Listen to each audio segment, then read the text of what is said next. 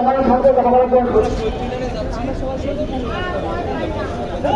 সম্মানিত উপস্থিতি, একটা বাংলায় কথা শুনেছিলাম, যার সর্বদায় ওষুধ সেখানে ওষুধ লাগাবো কোথায়?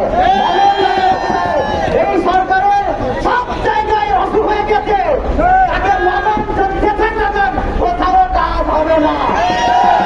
এখন একটাই বলেন, তুই যদি কবে ছাড়বি?